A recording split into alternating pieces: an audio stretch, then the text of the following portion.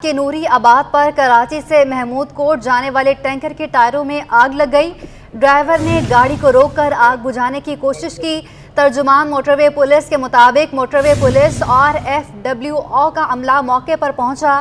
Fire brigade کی ایک گاڑی نے آگ پر بروقت قابو پا لیا۔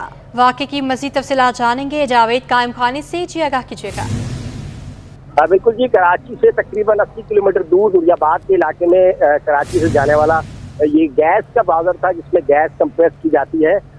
وہ اس کے ٹائر میں جو ہے وہ آگ لگنے کا واقعہ پیش آیا۔ گرم ہو جانے کے باعث جو آگ نے جو ہے وہ پورے ٹینکر کو ہی جو ہے اپنی لپیٹ میں لے لیا تھا، جس کے بعد جو ہے فوری اطلاع پر ڈرائیور نے گاڑی پہلے روک لی۔ اس کے بعد جو ہے وہ 130 جو موٹر وے کی ہیلپ لائن ہے اس پر اطلاع دی گئی، جس کی اطلاع کے فوری بعد جو ہے موٹر وے پولیس اور اس کے ساتھ ساتھ موٹر وے پر ٹول ٹیکس وصول کرنے والا یا اس کی مرمت کرنے والا جو ادارہ ہے FWO، اس کی جانب سے جو ہے دونوں نے مشترکہ کارروائی کرتے ہوئے جو ہے وہ فائر بریگیڈ وہاں پر پہنچائی اور فائر بریگیڈ کی مدد سے جو ہے آگ پر قابو پایا گیا۔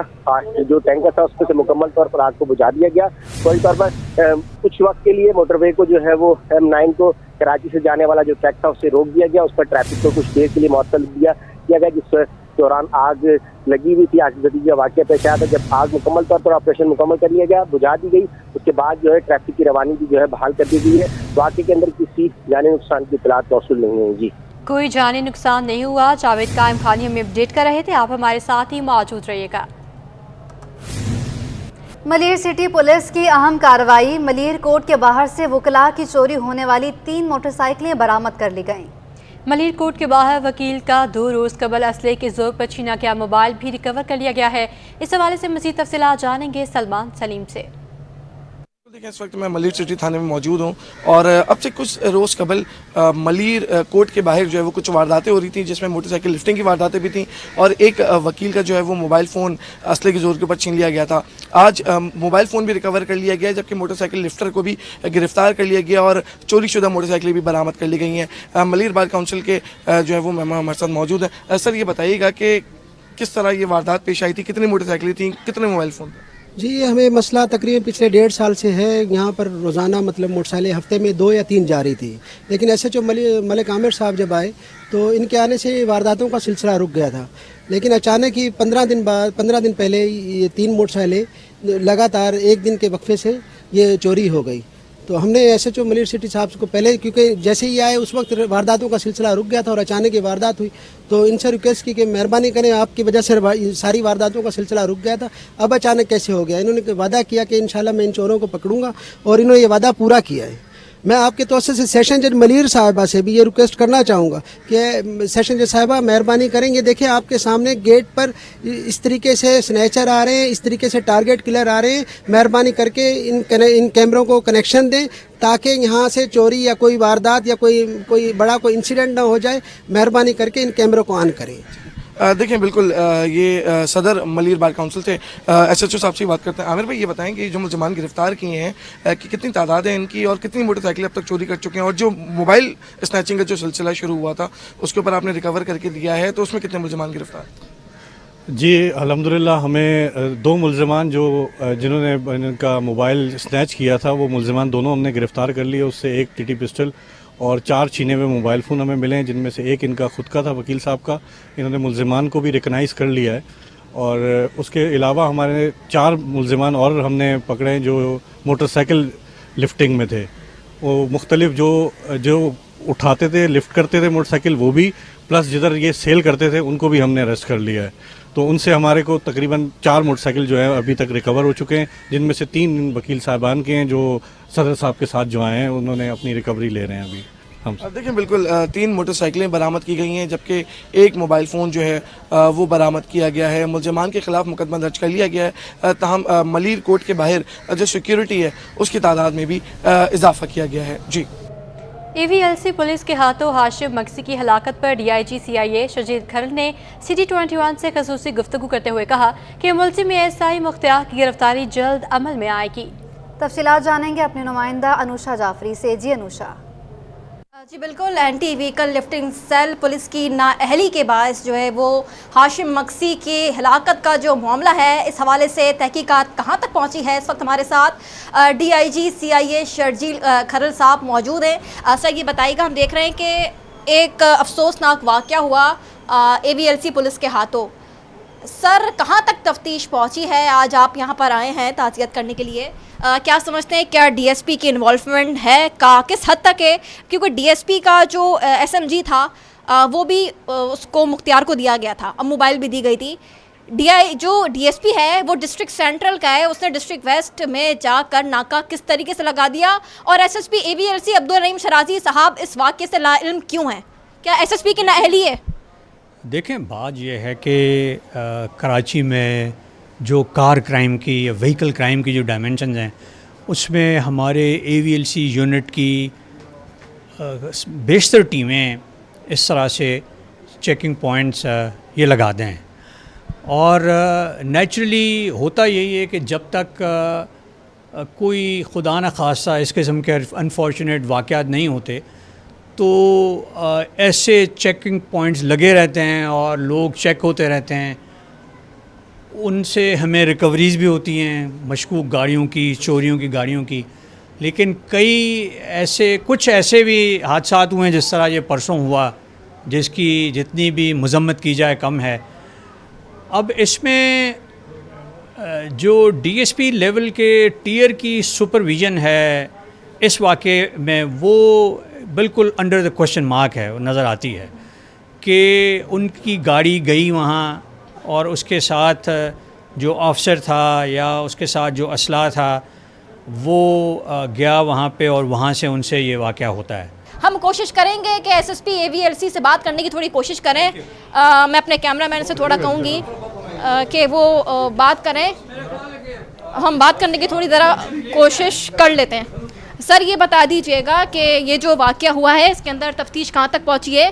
ناکہ جو لگایا گیا تھا کیا اب اس سے علم تھا آپ کو کہ ناکہ لگایا AVLC؟ میڈم, ایک تو یہ ہے کہ تفتیش جو ہے وہ لوکل پولیس کر رہی ہے, اور اس میں کچھ گرفتاریاں ہم نے بندے گرفتار کر کے لوکل پولیس ساتھ مل کے ان کو دیے, اور یہ بالکل ناکہ جو ہے جس کا ڈیزگنیٹڈ پوائنٹ تھا وہاں پر نہیں ہے. ناکہ جو ویسٹ اورنگی میں لگتا ہے وہ ہمدرد یونیورسٹی میں لگتا ہے, اور یہ جو ہے یہ چنگی پوائنٹ پہ لگایا ہے. یہ بالکل ان آتھورائز ناکہ تھا, اور DSP صاحب سینٹرل نے اپنی ٹیم جو اسپیشل بنائی ہوئی تھی اس کے تحت لگا رہے تھے, اور اس کو مزید ابھی ہم ڈپارٹمنٹلی انکوائر کر رہے ہیں اس کو.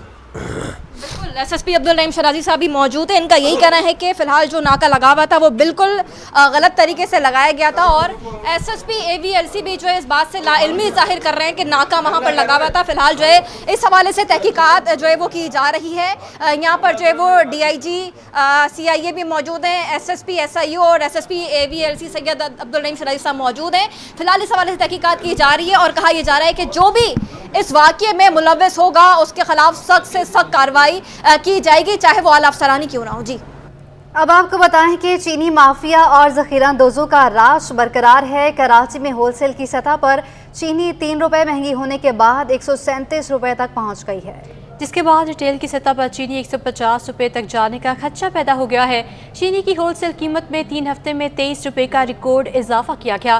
ہول سیل گروس ایسوسی ایشن کے چیئرمین عبدالرؤف ابراہیم نے چینی کی قیمتوں میں اضافے کا ذمہ دار ذخیرہ اندوزوں اور سٹے باز مافیا کو قرار دے دیا. کہیں بھی نہیں رک رہے ہیں, روزانہ کے بیس پہ بڑھ رہے ہیں. 132 روپے کی چینی 135 روپے ہو گئی ہے صرف 2 دن میں, 3 روپے کا اضافہ.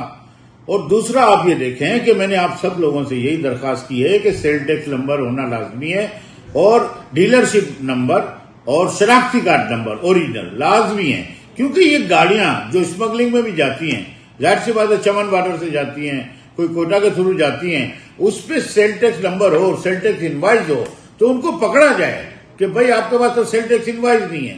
دوسرا جو سٹا مافیا ہے, اکبری منڈی لاہور, کراچی, دوسری منڈیاں ہیں, وہاں ہزاروں کی تعداد میں ڈیو کا لین دین ہوتا ہے, اور شوگر مل مالکان جو چند شوگر مل مالکان ہیں ان کے خلاف اعلان جنگ ہونا چاہیے, اور وہ کارٹل سسٹم کو بھی کوئی ایسی انکوائری کا آغاز کیا جائے جس سے ریٹ کم ہو. شہر کاہت میں بجلی کی غیر اعلانیہ بندش جاری ہے. بلدیہ ٹاؤن حق بائی چوک میں 15 گھنٹوں کی بجلی کی لوڈ شیڈنگ پر شہری پھٹ پڑے. کہتے ہیں جب بل کی ادائیگی وقت پر کی جا رہی ہے تو کیوں لوڈ شیڈنگ کا دورانیہ کم نہیں ہو رہا. تفصیلات بتائیں گے سعادت حسین. شہر قائد کے اندر بجلی کی غیر اعلانیہ لوڈ شیڈنگ بدترین طریقے سے جاری ہے. اس وقت میں بلدیہ ٹاؤن میں موجود ہوں اور یہ قائم خانی کالونی ہے, حق بائی چوک ہے. یہاں پہ بھی تقریباً 16 گھنٹے کی غیر اعلانیہ لوڈ شیڈنگ بجلی کی جاری ہے, جس کی وجہ سے جو علاقہ مکین ہے ان کی جانب سے جو ہے شدید برہمی کا اظہار کیا جا رہا ہے. اس وقت میرے ساتھ ارد گرد جو علاقہ مکین موجود ہیں ہم جانتے ہیں. جی مجھے بتائیے گا 16 گھنٹے کے دن میں لوڈ شیڈنگ ہے جو ہے کس طریقے سے سروائیول ہے, کیسے کام ہو رہا ہے؟ بھائی دیکھو 16 گھنٹے جو لوڈ شیڈنگ ہے نا, آج کل انہوں نے آج صبح سے یعنی شیڈول انہوں نے چینج کیا ہوا ہے. ان کے شیڈول کس طرح سے چینج کیا ہوگا, آج جو صبح 6:30 بجے سے لائٹ جاتی ہے تو صبح 8 بجے آئی. 8 بجے آنے کے بعد فوراً 11 بجے لائٹ گئی ہے, اس کے بعد 1:30 بجے لائٹ آئی ہے. ان کے 1:30 بجے آنے کے بعد فوراً 3 بجے لائٹ گئی ہے, اور اس کے بعد 6 بجے لائٹ آئی ہے. ان کے 6 بجے آنے کے بعد فوراً 7:30 بجے لائٹ ابھی جا چکی ہے. اب یہ 10:30 بجے آئے گی, 10:30 بجے آئے گی, مشکل یہ 12 بجے تک رہے گی. 12 بجے پھر یہ گل ہو جائے گی, پھر تقریباً لگ بھگ رات کے 2:30 بجے تک واپس لوٹ جاتی ہے. ان کے اور اس میں کوئی گارنٹی نہیں ہوتی کہ لائٹ آپ کو مکمل مل جائے. بل ہم مکمل پے کر رہے ہیں, سب کچھ کر رہے ہیں. جب ہم درخواست دیتے ہیں تو ہم کو ایک ہی جواب ملتا ہے کہ آپ کنڈا چور ہو. ان کے ایک مہنگائی اوپر سے بل اتنے آتے ہیں کہ ہماری کالونی کے اندر بل کم سے کم 2000 سے اوپر کے ہی بل آتے ہیں, کم نہیں آتے ہیں. لیکن پھر بھی ہماری عوام بل بھرنے کو تیار رہتی ہے, اور اس کے بعد بھی جواب ملتا ہے کہ آپ کا ایریا کنڈا چور ہے. ان کے جی آپ بتائیے گا کہ کہہ رہے ہیں کہ نام لگایا جاتا ہے کہ یہاں پہ کنڈا چور ہیں, لیکن بل پورے آتے ہیں, بھرتے بھی ہیں, لیکن پھر بھی بجلی نہیں ہے. کنڈا چوری کا تو خیر سلسلہ ایسا ہے کہ انہوں نے بہانہ تلاش کیا ہوا ہے, اور یہ غریب آبادی ہے, یہاں پر مزدور طبقہ رہتا ہے جو صبح سارا دن محنت کر کے شام کو گھر لوٹتا ہے تو گیس کی ضلالت اور بجلی کی ضلالت سے نمٹتا ہے. ساری رات سو نہیں سکتا, کروٹیں بدل کے وہ رات بتاتا ہے, اور صبح پھر اٹھ کے گدھے کی طرح شہر میں کام میں لگ جاتا ہے. میرے بھائی نے صحیح فرمایا ہے کہ یہ لوڈ شیڈنگ ختم کی جائے, اور طریقے سے اگر کوئی شارٹ ہے تو پھر اس کو طریقے سے کریں. جی بالکل, آپ نے جانا کہ میرے پیچھے آپ دیکھ سکتے ہیں کہ خواتین کی بڑی تعداد موجود ہے, مرد حضرات بھی موجود ہیں. ان کی جانب سے صرف یہی مطالبہ کیا جا رہا ہے کہ علاقے کے اندر جو ہے وہ بجلی کا جو دورانیہ 16 گھنٹے کا ہے اس کو کم کیا جائے, اور ساتھ ساتھ جو بجلی کے بل جس میں زیادہ سے زیادہ اضافہ ہوتا جا رہا ہے, بجلی موجود نہیں ہوتی, اس کو بھی کم کیا جائے, اس کے اوپر نظر ثانی کی جائے, اور جو ہے بجلی کی لوڈ شیڈنگ کم کی جائے, تاکہ یہاں کے جو علاقہ مکین ہیں, جو قائم خانی چوک کے جو رہائشی ہیں کالونی کے, وہ جو ہے سکھ کی سانس لے سکیں. جی دھابیجی میں اسپیشل اکنامک زون کا سنگ بنیاد رکھ دیا گیا. وزیر خارجہ بلاول بھٹو زرداری کہتے ہیں آج دنیا بھر کی معیشت کی ریٹنگ کے ادارے پاکستان پیپلز پارٹی کی پبلک پرائیویٹ پارٹنرشپ کے تحت منصوبے کے معترف ہیں.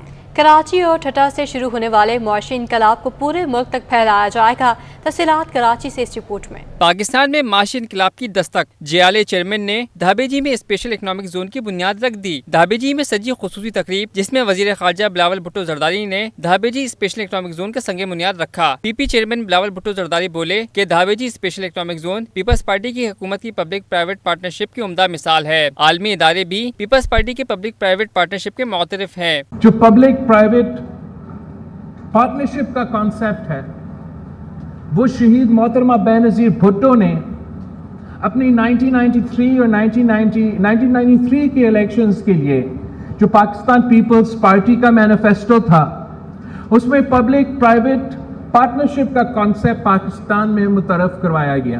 بلاول بھٹو نے عوام اور بزنس کمیونٹی سے درخواست کی کہ ملک میں خوشحالی اور معاشی بحرانوں کے خاتمے کے لیے آنے والے الیکشن میں پیپلز پارٹی کو کامیاب بنائیں. میں آپ سب کو, ملک کے عوام کو دعوت دیتا ہوں, نوجوانوں کو دعوت دیتا ہوں, ہمارا کاروباری طبقہ کو دعوت دیتا ہوں کہ آئے پاکستان پیپلز پارٹی کے ساتھ دیں. پاکستان پیپلز پارٹی کے ساتھ دے کے ہم مل کے محنت کریں گے. انشاءاللہ تعالی الیکشنز بھی آ رہے ہیں, الیکشنز میں ہم مل کے کامیاب ہوں گے. وزیر اعلیٰ مراد علی شاہ کا کہنا تھا کہ اکنامک انٹیلیجنس یونٹ کی کراچی پر رپورٹ حقائق پر مبنی نہیں, چھوٹے موٹے آرٹیکل چھپا کر کراچی کی ترقی کو روکا نہیں جا سکتا. کچھ دنوں پہلے ایک اکنامک انٹیلیجنس یونٹ کی ایک خبر آئی تھی اور اس کو بڑا پھیلایا, خاص طور پہ جو وہ بھائی اس کو ذرا غور سے پڑھ لیں کوئی بھی. اس کے اندر جو فیکٹرز ہیں, سب سے 25% فیکٹر وہ کہتے ہیں کہ جی لا اینڈ آرڈر میں جو کرائم انڈیکس ہے جو کہ انٹرنیشنل کرائم ایجنسیز دیکھتی ہیں, وہ کہتی ہیں جی کراچی چھٹا ڈینجرس ترین شہر تھا, اس سے اس وقت 125 سے 130 پہ پہنچ گئے. وزیر اعلیٰ کے مشیر برائے سرمایہ کاری قاسم نوید قمر بولے پورے خطے میں کراچی کو ایک ہب کے طور پر دیکھا جاتا ہے. یہاں پہ پورے پاکستان میں آپ کے پاس بہت سارے انڈسٹریل ایریاز بھی ہیں, اسپیشل اکنامک زونز بھی ہوں گے, लेकिन यहाँ पे जो कंपेटिटिव एडवांटेज है पोर्ट की नज़दीकी की करें, कराची शहर की नज़दीकी की वजह से, नेचुरल रिसोर्सेज की नज़दीकी की वजह से, वो शायद ही किसी और इलाके में आपको मिल सके। एडमिनिस्ट्रेटर कराची मुर्तज़ा वहाब ने धाबेजी इकनॉमिक जोन को सरमायाकारी के लिए बेहतरीन मंसूबा करार दिया। एक बड़ा ख्वाब था धाबेजी स्पेशल इकनॉमिक जोन का, जिसके तहत मैं समझता हूँ पाकिस्तान की मईशत के लिए एक गेम चेंजर सनती प्रोजेक्ट सिंध हुकूमत मुतारिफ कराने जा रही है। मैं गेम चेंजर इसलिए कहता हूँ कि ये बिल्कुल पोर्ट से बराबर में है, पोर्ट कासिम के करीब है ये, इसकी लोकेशन बड़ी बेहतरीन है। CEO Sindh economic zone Abdul अजीम उकेली ने बताया कि धाबेजी इकनॉमिक जोन 1530 एकड़ रकबे पर मुहित मंसूबे को 2 फेज़ में तामीर किया जाएगा। धाबेजी की अपनी जो खसूसियात हैं वो ये हैं कि एक तो उसकी लोकेशन बड़ी इंपॉर्टेंट है, एक कराची में है और कराची का रीजनल एक जो उसकी लोकेशन है कनेक्टिविटी के हवाले से, सेंट्रल एशियन यहाँ से नेशंस करीब हैं और अफ्रीकन मार्केट्स को अप्रोच कर सकते हैं। धाबेजी स्पेशल इकनॉमिक जोन में सरमायाकारों की दिलचस्पी हासिल करने के लिए तमाम सहूलतें फराहम की जाएंगी। धाबेजी स्पेशल इकनॉमिक जोन न सिर्फ पब्लिक प्राइवेट पार्टनरशिप की उम्दा मिसाल है, बल्कि ये मनसूबा मुल्क की माशी तरक्की में गेम चेंजर साबित होगा। Cameraman Farhan Ahmad, camera Basim Iftikhar, city 21 news, धाबेजी। Ibrahim Hydari में सरकारी कॉलेज खंडरात में तब्दील हो गया। कॉलेज की दीवारें पत्थरों के ढेर में गुम गईं। आयमा खान की रिपोर्ट देखिए। इब्राहिम हैदरी में कायम गवर्नमेंट डिग्री बॉयज़ कॉलेज बन गया खौफ की अलामत। पत्थरों के ढेर में कॉलेज तो कहीं गुम हो गया है, लेकिन अब सिर्फ यहाँ नशा आवर अफराद का अड्डा ही मौजूद है। इब्राहिम हैदरी में 2011 में कॉलेज बनाया गया था, ताहम देखभाल ना होने से कॉलेज तबाही के धाने पर पहुँच गया। अब वहाँ सिर्फ नशे के आदी अफराद ही नजर आते हैं। खुद नशे के आदी अफराद भी ये कहने पर मजबूर हैं कि इंतजामिया की अदम तवज्जो के बायस इस कॉलेज की ये हालत हो गई है। हम लोग भी चाहते थे कि ये कॉलेज आबाद हो ताकि हमारे बच्चे यहाँ तालीम हासिल कर सकते। बिल्कुल तालीम के लिए बनाया गया, लेकिन इसकी जो बजट आता है वो तो कोई जिनके अंडर में ये चीज़ है वो लोग इसका बजट खा रहे हैं कि यहाँ इतने प्रोफेसर पढ़ाते हैं, ये करते हैं, उन सबकी तनख्वाह तो आ रहे होंगे जब एक चीज़ गवर्नमेंट ने बनाया है। मकीनों का कहना है कि इंतजामिया ने कॉलेज पर कभी तवज्जो ही नहीं दी, जिसके बायस बच्चे तालीम जैसी बुनियादी ज़रूरत से महरूम हो गए। तो यहाँ पे तो इसका बड़ा इशू चला था, लेकिन यहाँ पे कोई भी नहीं आया। अगर आते तो आज ये कॉलेज बच जाता, क्योंकि इब्राहिम हैदरी में यहाँ पे 2 कॉलेज बने थे, एक था गर्ल्स और एक था बॉयज़। लेकिन गर्ल्स तो अच्छा कॉलेज बन गया इब्राहिम हैदरी के बीच, लेकिन ये फैक्ट्री जो हड्डियों की फैक्ट्रियाँ हैं, यहाँ के फिश मेल की जो फैक्ट्री वहाँ के बीच में बनाया और समुद्र के किनारे पे बनाया। यहाँ पे कॉलेज बनने की जगह नहीं। इलाका मकीनों ने हुकूमत और महकमा तालीम कॉलेज से मुतालबा किया है कि कॉलेज को दोबारा मरम्मत करके आबाद किया जाए ताकि नौजवान नस्ल मंशियात के बजाय कलम किताब की तरफ राग़िब हो। Aima Khan, city 21 news. शहर कायद में दीगर अशिया खरोनोश के साथ सब्जियों की कीमतें भी आसमान से बातें करने लगी हैं।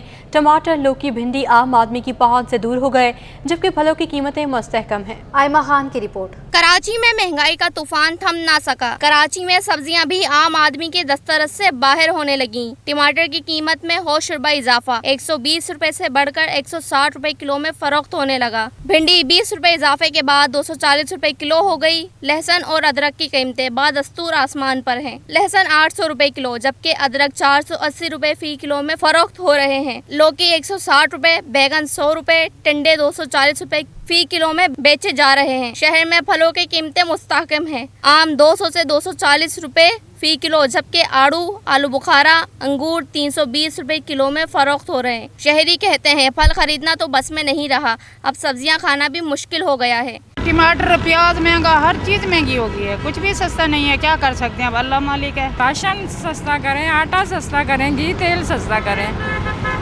और हम लोग खुद काम करते हैं दूसरों के घरों में, फिर भी हमारी पूरी नहीं पड़ती है। हुकूमत की तरफ से बड़ी मेहरबानी होगी कि गरीबों के लिए सब्जियां सस्ती कर दें, ताकि गरीब हम रोटी तो खा सके। इतनी गरीब की रोटी नहीं छीनो।